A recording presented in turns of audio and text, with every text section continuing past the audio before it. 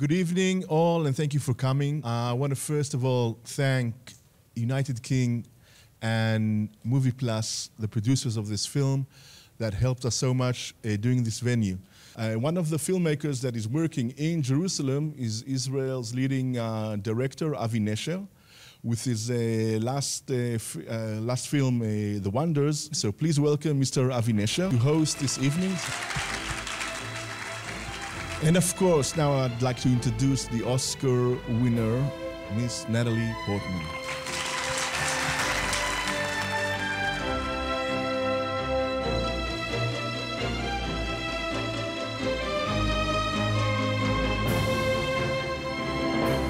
בוא נמציח את סיפור.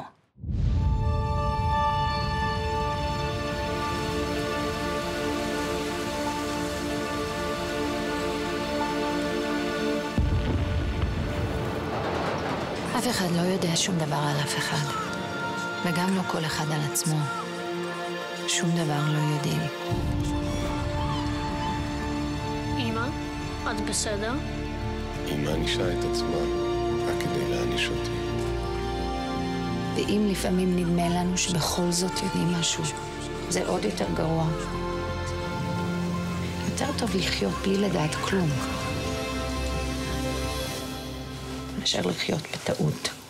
I'm going to start by doing something very Israeli. I'm going to pay you many compliments and ask a sneaky question. Okay, thank you. Okay, so I mean, you're a great actress. You're probably the finest actress of your generation.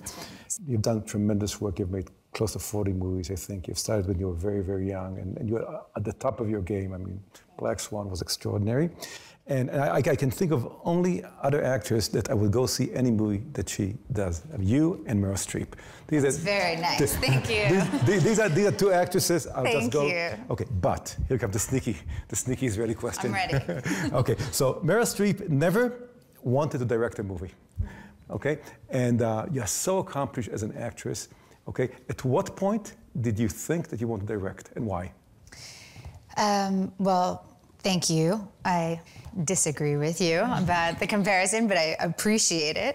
I know Meryl has said many times that she, it's definitely not the same skill as you guys know as students of directing and acting. It's completely different skill sets that you need. And of course, your interest and your love of those various skills is different for every person. So it's not obvious that if you love acting that you would necessarily love directing or even be interested in directing. For me personally, which is the only experience I can obviously talk about, I'd been acting for so long. I started when I was 11, as you said, and so it's been like 20. I'm 34 now, so it's 23 years that I've been acting, and of course you start wanting to challenge yourself in different ways and explore different things, and being on film sets your whole life becomes a sort of school. You get, as you know, with film, the best way to learn is by doing. The best way to learn anything is by being on set and watching and participating and asking questions. So I've been in school essentially for this for 20 years, and was very excited to try it myself because, of course, as an actor, you're always at the service. You're like a soldier for your director. You're just helping them accomplish what they want. And you have to be willing to try anything that they want, even if you don't agree with it. That's what I think. I think you can always say, I disagree, but ultimately, if that's what they want to try, you need to be ready to try that. And as a director, of course, you're creating the vision, and it's very touching when your whole cast and crew does that for you. So it's a much more personal endeavor to direct a project in terms of creating something, but it is completely different than acting. And what came first, the desire to direct, I mean, just to practice the art of directing, or an encounter with this specific project, this specific book that I can see why it will be very personal to you. I mean, did you want to direct this first, or did you want to direct period first? Well, I was interested in directing already. I directed a few shorts when I was like 26, and was definitely interested in directing something, but of course, it has to be something that is very personal, that is interesting and captivating enough for you to spend years of your life working on it. As actors, of course, you can have quite a short attention span with your project. You know, you can just focus on it for 3 months, for 6 months. But as a director, it's several years that you're working on it. So it has to be something that really grabs you in a much different way. And when I read the book, it was the first time I felt, okay, this is something that will challenge me and be very personal for me and can keep me captivated for as long as it takes. It's such a great book, and I assume it's scary to tackle a great work of art because, you know, I mean, you're afraid to damage it or you're afraid to alter it. And, you know, Hitchcock said that one should not adapt great literature to cinema, only mediocre literature, because you can take the storyline and characters, you know, and do what you want with it. And it was great art.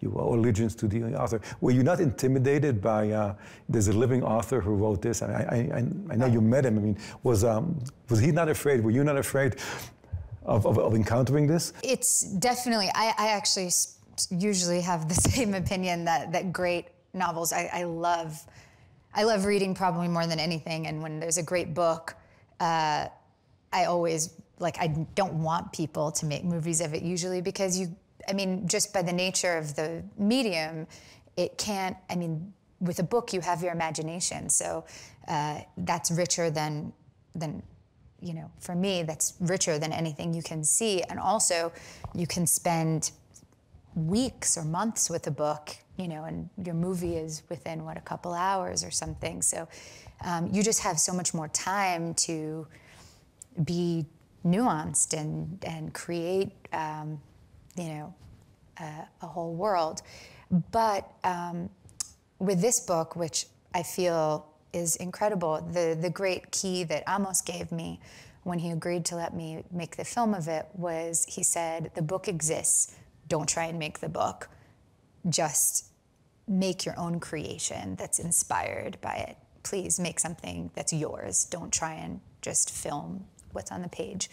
And that was incredibly freeing and really the approach I sought, because I thought the story was something that was very moving, that I hadn't seen before on film, and because I was also acting in it, playing the female role, the Amos Oz's mother, my point of view as a director was very much inside that character, and so it was almost as if I took the book and made it partly from her point of view, whereas the book is, of course, from Amos Oz's point of view.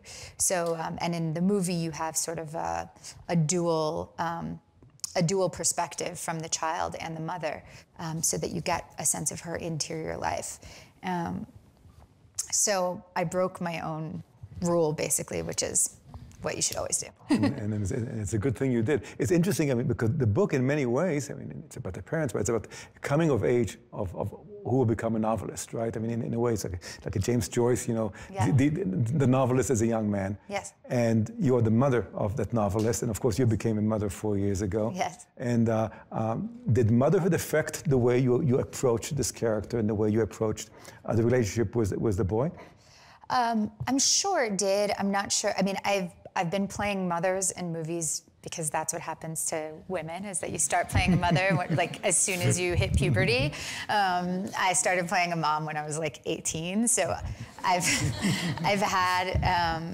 had a lot of experiences with kids and on sets, and I can't say that it's you know, that I used to be like callous with them and now I'm really sensitive or anything. I was always like, you're always nice and fun with kids, you know, so I don't know that it necessarily changed, but in a way being a director I find is sort of being like, it's sort of a parental, it's like a mix between a parental role and like a like a party host, you know? Like, you want to make sure everyone's okay, that they're like on the right path, that you give them a little guidance, but like let them be free to do their best, and make sure everyone's like comfortable and happy and being nice to each other, you know? And like, and then when you have talented people, the magic happens, you know, and that's sort of...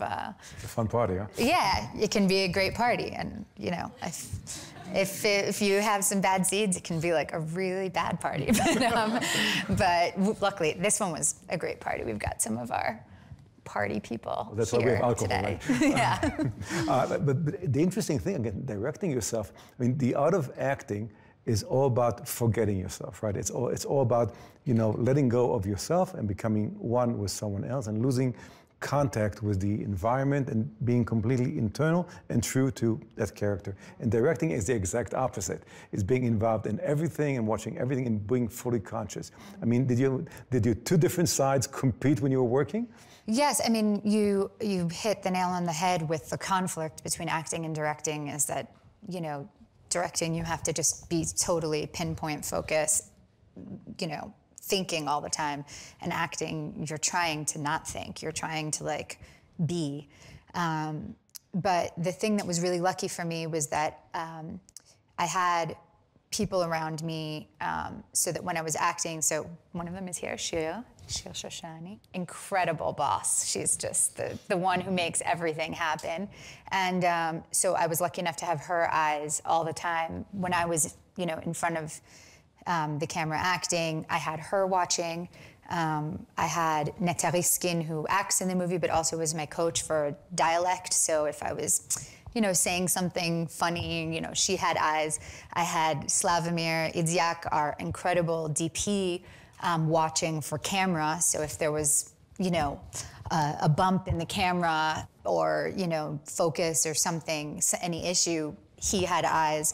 And David Mandil, our amazing producer, was also, you know, would come if he said something wrong, as I think producers generally do on movies, you know, whisper, you know, I saw someone and an extra behind you who's looking into the camera, you need to talk to them, things like that, you know, that you wouldn't see if you're acting at the same time. So that was really lucky. So if anyone is thinking about acting and directing at the same time, make sure you have Shir, David, Slavomir, and Neta with you. Were you, the director, ever unhappy with you, the actor? Of course. Of course. The plus side of it is that when you want to change something, you don't have to figure out how to put it into words. Because I find the most challenging thing as a director is that everyone needs a different kind of communication to get a result. Like, there's some people who need you to criticize them. There's some people who need you to give them like a lot of compliments and like good energy. There's some people you need to leave alone. There's some people you need to talk to.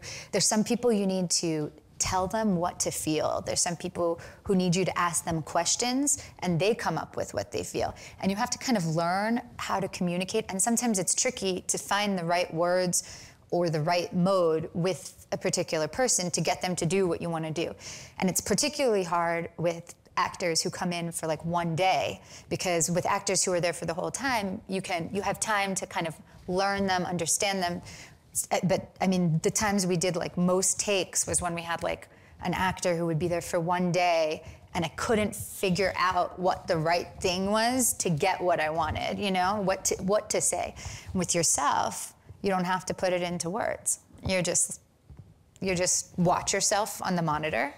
You say, okay, and then you go do something different. And so that's the plus side of acting in your own piece. And how do you like directors to communicate with you? I mean, I like a director to be present. Sometimes in the room, I think the audience experiences the emotions of a film through the director's eyes. A director is a third character, fourth character, whatever, in every scene, and the scene is through him or her. So they need to be present within the scene. And I find it often helps having them in the room. even because you want the emotional connection. You need to be communicating with the director somehow in the scene, because that's what the audience is feeling. You can also have it with the camera operator. It's very important for actors to be connected to the camera operators, because they're controlling what the audience sees, and you need to have an emotional connection with them. And then in terms of how they talk to me, I like, I don't know, you need someone to say the right things to you, you know? And it's different on every time. And some people, Darren was really good at, he could say one word, like, you know, I remember doing a scene where I'm talking on the phone to my mother in Black Swan, and he came in and said, "Be competitive with her." And he left, and it was like everything changed. You know, it gave me an idea that I didn't have myself, that I understood immediately and changed everything and helped everything. So you're always looking for that, and it's really hard to find, I think. And I do better with a little bit of criticism, not mean criticism, but like constructive criticism, than like compliments. Like I don't like the worst thing for me personally is like someone who's like, great job, every time that like I don't believe them, and it gives me a lack of confidence, because I feel like they'll say great job to anything and they have no opinion, you know? But some people, I saw many actors in the process that like that was the best thing, was just to like, that it gave them confidence to do whatever. So I think that's very personal. Interesting. And you've made a short before this about a father and daughter, right? I know you're very close to your parents, and I'm sure my dad's here. That's my dad right there. Ah. Stand up, Abba. Yay, Abner. Okay, so I need to ask him some question afterwards, because I have a daughter who's an aspiring filmmaker, and apparently he did many good things. Yes. Yes. But do you feel that your parents were influential in the way you've turned out as an artist? I mean, of course. They gave me all my neuroses, right? No, I'm kidding, but no, I mean, of course, first of all, they supported my desire to do it as a young person, which is amazing, because neither of them are in film. They were absolutely scared of it. They would, when I had the opportunity to act in movies, they were like, all child stars become, you know, drug addicts, prisoners. We don't want you to do this. And, you know, when I expressed how much it meant to me, they supported me and really protected me, so that I never saw anything weird or like bad or dangerous on sets. Like, you know, I never saw drugs. No one ever was weird sexually. Like I was like really, really guarded, but then got to act and play and do all this stuff. And then they kept my regular life really, really normal. I went to public school. I had normal friends. I lived in the suburbs. I wasn't going out and partying. They kind of let me, they created a way for me to have, like, not a normal growing up. It obviously wasn't normal, but it was, I got to experience the things that my peers, many peers who acted didn't experience, who were leading the life of like a child actor, which was not my private life. And then, yeah, and then of course, creatively, you know, they're both very creative people, very literate people, very emotional people. So of course, all of those gave me those qualities, I hope. Is there something you want to do now? I mean, what's next for you? I'm about to act a lot. I'm doing a lot of movies because I took so much time off after having my child, which was amazing to have that free time, and then took a lot of time off to make the movie. I haven't acted in a long time, and I'm hungry for it, so I'm about to start a film in France, where I live now, called Planetarium, by a wonderful director, Rebecca Zlotowski. And yeah, that's what I'm doing next. And then I have a few projects lined up after that. So I think I'm going to let people ask questions once-in-a-lifetime opportunity. How was it shooting in Jerusalem? It was great shooting in Jerusalem. First of all, the crews here are incredible. They're, you know, at the same level as the top crews in the world, absolutely professional. Also, it's just, you know, it's the feeling of working with Israelis. It's family. And of course, it's just a beautiful city to photograph that hasn't been filmed nearly as much as it should be, I think. And I thought it was going to be much easier to find things because our film obviously is period and took place 46, 47, and went to 52. And I was like, oh, Jerusalem is an old city. We don't have to do anything. It was surprising to me how hard it was to find places that haven't been renovated. But we had an amazing production designer, Arad Sawat, who found beautiful ways to find textures that we could cover places that maybe had new stone, or air conditioners was a big thing. A lot of air conditioners and satellites, and but it was really great working here. And there's obviously amazing locations. I mean, really. Just such special secret. I'm so interested by the secret hidden places that that we got to find. Yes. The book, story of Love and Darkness, is quite a complicated story and novel. What is the most important decision that you took when you start to adapt it for a script? It's a very good question. It's got so many layers because it's, as you were saying, the story of the making of an artist. It's the story of a woman's demise. It's the story of the birth of the Hebrew language. It's the story of the birth of a nation. It's the story of a troubled family dynamic. And so I think, and the book goes back and forth in time. It goes into the present, back to 46, then it'll jump to 57, then it'll jump to 76, and it'll go to, I mean, it really, it has this amazing sort of tapestry, which was kind of an influence for the nature of the film, and I think the nature of the way I see things is almost a collage structure. That's the way I think. I feel like I don't have a sort of, an arc way of thinking, a narrative arc that they always tell you you're supposed to have 3 acts and something's supposed to change during the course. That's not the way my brain works.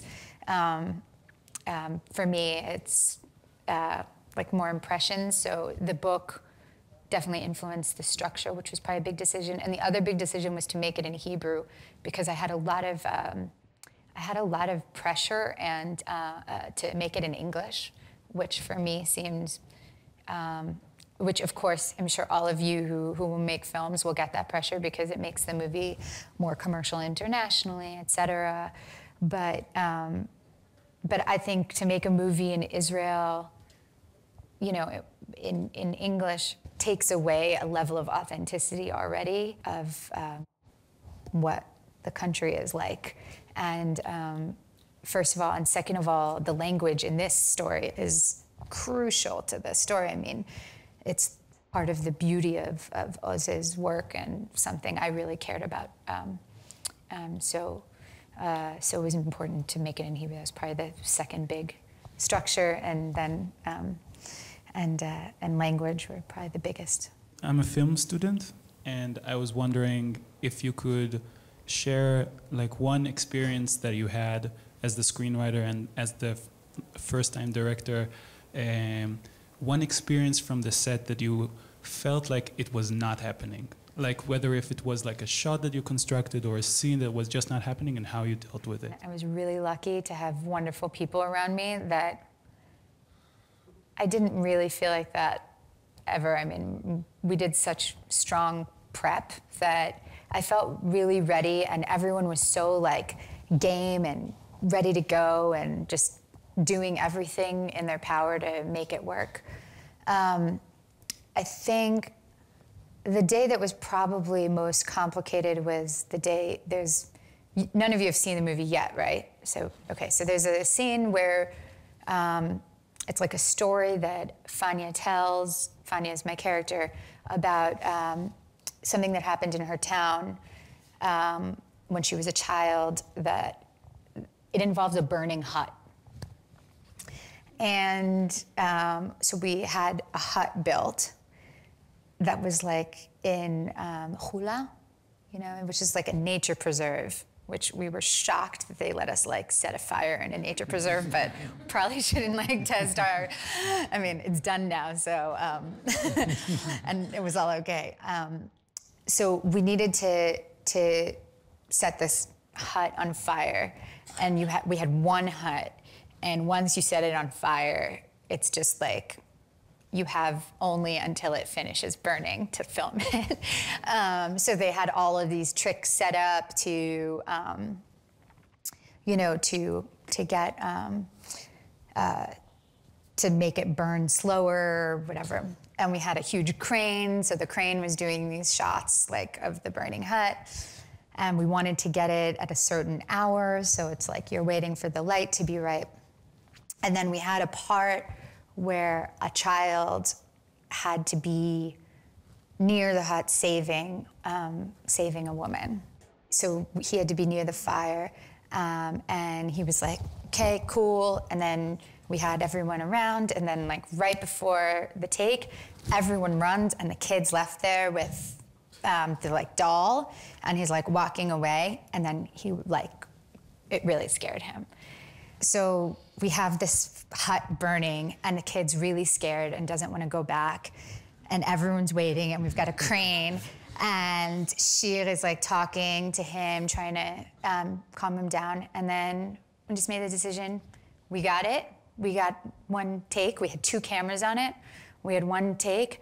We're like, it's enough. It's not worth scaring a kid. Let's shoot the rest of the stuff, and we just called it a day. And I think it's always the best decision. Like, choose people over the movie every time. Like, human beings, like emotions and safety is more important than any movie ever. Like, don't listen to Werner Herzog. like it's not worth anyone like getting hurt or dying or like a child crying all day. Like, it's not worth it. It's not important enough. Like, change your direction. And we were lucky enough that we had already gotten a shot, so it was also easier to go on, you know, to make that decision. Yes, please. I'm an editor, and sometimes the editorial process can be pretty tedious, and it's also where the magic happens a lot of times when you see the film really take shape. And actors aren't usually involved in the editorial process, so I was wondering how that was for you. Oh, you are totally right that it was a completely new experience for me. I'd never, in my 20 years of making movies, I'd never been part of the editorial process. And it was so hard and so magical, both. The beginning I found hardest because you watch like every take, you go through everything so meticulously.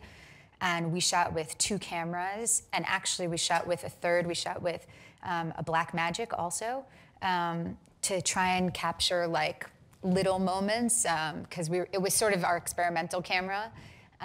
We ended up using 3 or 4 shots from it in the final film. So we had 3 cameras for everything we shot, and it was so much to go through to watch the same thing beginning to end, but you want to really be that thorough because you find magical things that you never noticed, and you find bad things that you never noticed, that like, you had this amazing take, but there's like an extra behind with like a nose ring, and you're like, I want to die right now.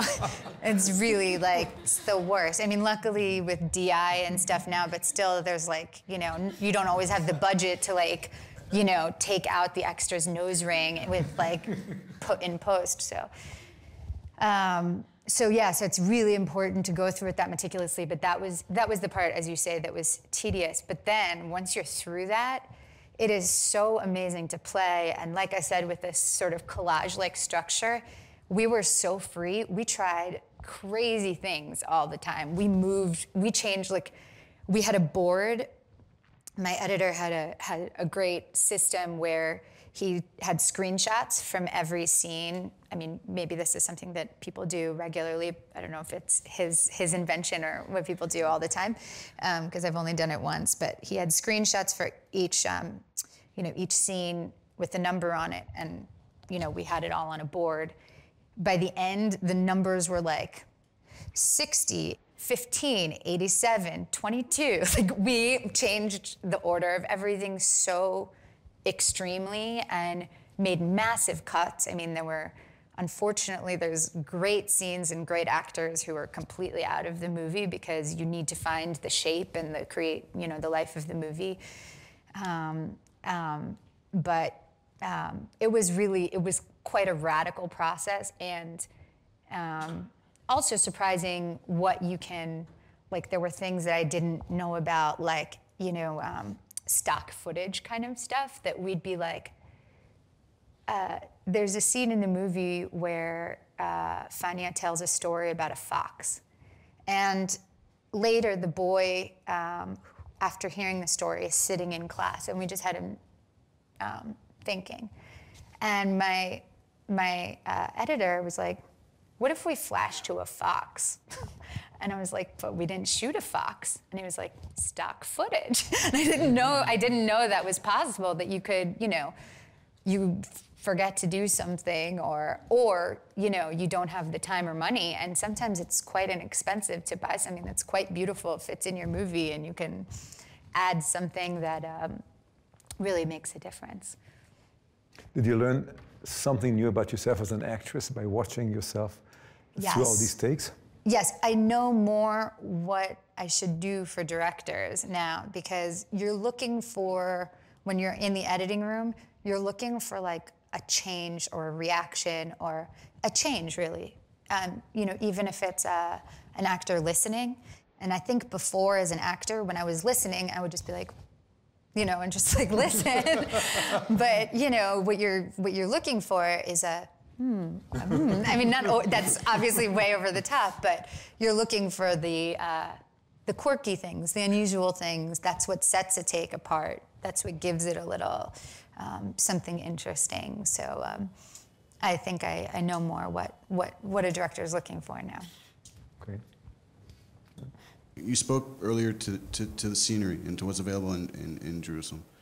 But to what extent do you think Jerusalem has potential to be known as a character in the way that we know other cities as characters? Because Jerusalem is relatively unknown as a character. It's true. Jerusalem is absolutely a character in this film and has the potential, as you say, to be a very strong character sort of in film. It obviously has such a particular look and different looks. I mean, obviously, you can go from part to part. You can find like gorgeous, renovated ruins, old antiquities, and then you have like slums. I mean, there's really great contrast. There's a lot of interesting things to portray and so many stories to tell here.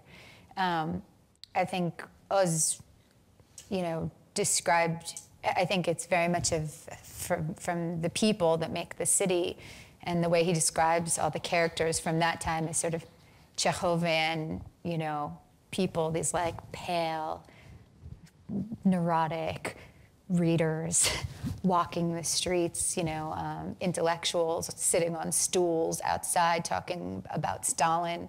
Obviously, that's sort of a very Ashkenazi Jerusalem in the 40s. That's not representative of all different parts and certainly not present day. But obviously there's so many different groups of people here, and the way that they all interact, but also the way they are differently in their own communities, that it can have several different characters, of course, depending on the eye. I mean, for me, the important thing, I feel like, which is just an Israeli thing, is just the constant, like, conversation about what's going on all the time wherever you are inescapably. You know, you're standing in line at the pharmacy, you're in the shuk, you're on the bus, and people are talking, they're fighting in a like positive way, like in a love of conflict way, and that gives a lot of richness to the experience here. My question also has a little bit to do with your answer. Amos Oz writes about a period in time where Zionism was still pretty much naive and modernistic in a way. Like everything was, it's like a time warp, you know, to be in a movie that does it, that reconstructs it. And I wonder how it feels to come out, to be here, you know, to know what Israel is like now. If I try to imagine it, it seems to me it's either painful or insightful. And I wonder what insights you have by this comparison. Well, I think it's a really interesting thing that I'm sure everyone as an Israeli filmmaker in this room will have to contend with at some point. I mean, obviously this particular story does deal with sort of the height of Zionism and creation of the nation, so it may be a little more so. But just as an Israeli filmmaker, I'm sure you have this experience that like, whatever you make a story about like two kids in kindergarten and they're gonna ask you about politics only. When you do interviews about it, outside of Israel, I don't know, within Israel, maybe they're more just like, oh, it's just a story. So you end up having to be political about it. I think Oz says something really amazing when he does lectures about that there isn't one Zionism, there was never one Zionism, there are infinite Zionisms. Some people came here wanting to make utopian socialist Zionism. Some people came wanting to make a religious Jewish Zionism. Some people came not really because of Zionism, they would have rather gone anywhere else, but they couldn't get anywhere else. So they came here as like a Zionist refuge. Obviously, there are many forms, and I think that's important to note. Of course, he also talks about, which is part of the film, the disappointment of dreams, which is very much part of the demise of Fanya's character in the movie. That you have dreams, you have expectations. This is pretty universal for immigrants in general, and maybe human beings in general, that there's a way you expect marriage to be, there's a way you expect motherhood to be, there's a way you expect a new country to be, there's a way you expect a job to be, there's a way you expect friendship to be, and sometimes you get let down. And how you deal with that disappointment, that your country isn't what you want it to be, that your marriage isn't what they wrote about in fairy tales, that your, you know, you know, work is whatever, not as fulfilling as you know, whatever. That is what separates, the way you deal with that disappointment is what separates those who kill themselves and those who find light and make movies, you know?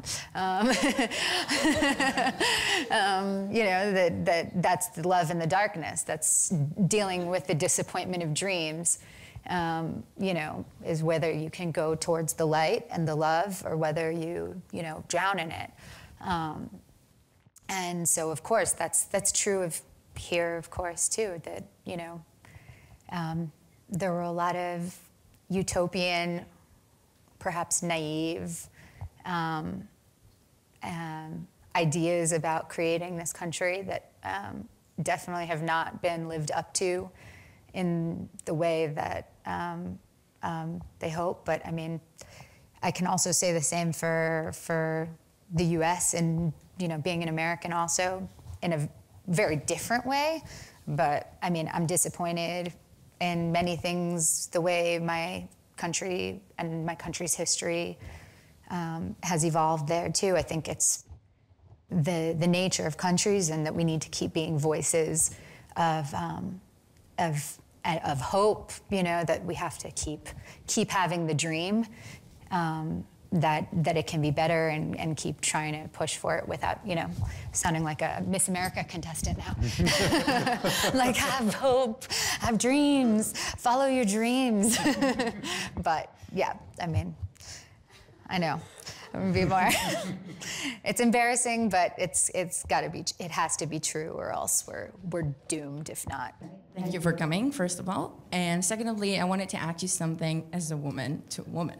Do you think nowadays that there are more men in this industry of directing? Do you think you had difficulties of needing to prove yourself and things in that way? And do you have any tips for other women that want to be directors one day? Like you? This is a great question, and one that actually everyone's talking about in the US right now, because it is abominable in the US. The numbers, it's like 7% or less, I think, of directors are female right now. And it's has nothing to do with, like in film schools, it's even numbers, but women just aren't getting to make, it's confusing whether they're not getting to make films, whether they're choosing not to, but it seems like they're not getting to. I think they want to, and they're not getting the opportunity to. I think you're really lucky to be in Israel, because I mean, many of the strongest filmmakers here are women, and it seems more even here between men and women making films. And I felt on set, maybe this was an unusual experience, but I felt that I had no issue being a female boss, where I would have had many problems with it in other places. I think that Israelis are used to women being in control, being leaders, being strong, voicing their opinions, telling other people what to do. It's not like embarrassing for a man to have a woman tell him what to do here. It's part of life. Women work much more here, I think, than in the US. I mean, I don't know that statistically, but my impression is, and so it felt like I didn't ever once feel that anyone wasn't listening to me. I'm not only a woman, I'm a young woman, I'm a small woman, it's hard to be powerful when, and I never felt that here. So I think that's a really good thing, because in the US, I feel like I would have a problem with certain male crew members being like, I want you to do this, or actors even, no, change this, and they'd be like, which I haven't had the experience, but I would expect that, and really, and no problem here. But yeah, I think it's very, very important for as many different voices to be out there, and it's a big job, but you have to follow through, women, because the world needs to have more points of view, more ways of telling stories. That sounds great. Yes. I just wanted to ask, how close do you feel to the Israeli part of you, and how did it affect filming in Israel and in Hebrew, and directing and acting in Hebrew? Well, I do feel close to the Israeli part. I mean, I'm obviously much more American because I grew up there, so I think culturally I don't have the references of someone who grew up watching Israeli TV and listening to Israeli music and going to Israeli high school and army, and I don't have that experience. And but I do have an emotional connection, a linguistic, very strong connection. I love the Hebrew language so much, and I'm so interested in it. It's kind of an obsession of mine to learn more about it all the time. And it was a real great opportunity to get to work with Neta so carefully to help my Hebrew improve, because I was always embarrassed, but I have a bad accent and make grammatical mistakes. So to get to speak perfect, beautiful Amos Oz sentences with a better accent was a great luxury. And I think it also influenced my way of looking at the film because I think a lot of Israel for me exists in my imagination and from stories I've been told and histories, nostalgic histories that have a sort of like rosy tint to them, which I think has to do with Fanya's imagination of Israel, maybe when she was in Europe, thinking about what Israel would be like, and definitely influenced, you know, that aspect in the film. There's a character called the Pioneer, who is from the book, but I sort of elaborated on, that for me represents this imagination of Israel. And of course, then this leads back to what you were talking about before, that when you see the reality of Israel, it's not the, you know, the flag-waving Israel that we had like marches of on like Israel Day in New York, you know? It's not the same Israel that we talk about in America with American Jews. So I think that really influenced the way I saw the character, because there is that contrast between the dream and the reality, but that's what life is the contrast between dream and expectation and reality. Well, we could have danced all night, but but you got a party to go to. Thank you so much. Thank you so much. Thank you so much. Thank you so much to Avinesha, who I'm so honored that you came here. Thank you very much for coming.